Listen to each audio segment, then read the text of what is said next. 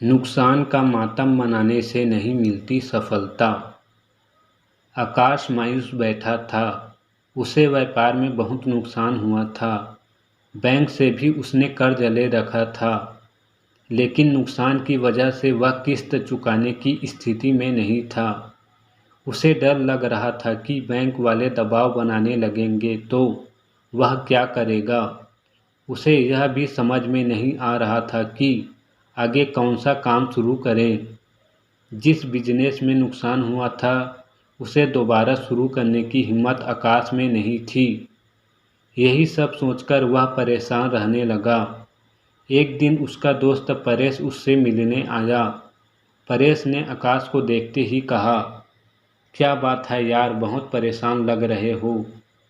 आकाश ने अपनी परेशानी छुपाने की कोशिश करते हुए कहा, कुछ नहीं यार, बिजनेस में थोड़ा उतार चढ़ाव आता रहता है। परेश ने कहा, तुम्हारा चेहरा बता रहा है कि मामला गंभीर है, मुझसे छुपाओ नहीं। परेश की बात सुनकर आकाश ने उसे अपनी सारी कहानी बता दी। इसके बाद उसने पूछा, मेरी जगह तुम होते तो क्या करते।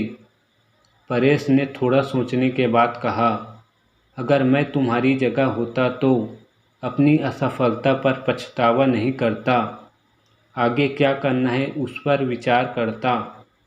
पछतावा करते रहने से आदमी नुकसान के दुख से बाहर नहीं निकल पाता है। मेरी मानो तो तुम नए सिरे से अपने बिजनेस को खड़ा करने की सोचो।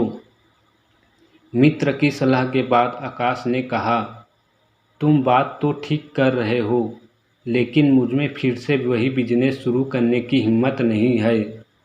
इस पर परेश ने कहा, यह सही है कि तुम्हें नुकसान हुआ है, लेकिन तुम्हें तजुर्बा भी मिला है। अगर तुम कुछ नया शुरू करने की योजना बनाते हो तो तुम्हें शून्य से शुरू करना होगा।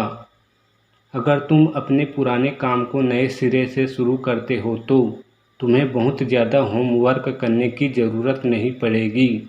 मेरी राय में तुम्हें नुकसान का मातम नहीं मनाना चाहिए। काम को नए सिरे से शुरू करने की प्लानिंग करनी चाहिए।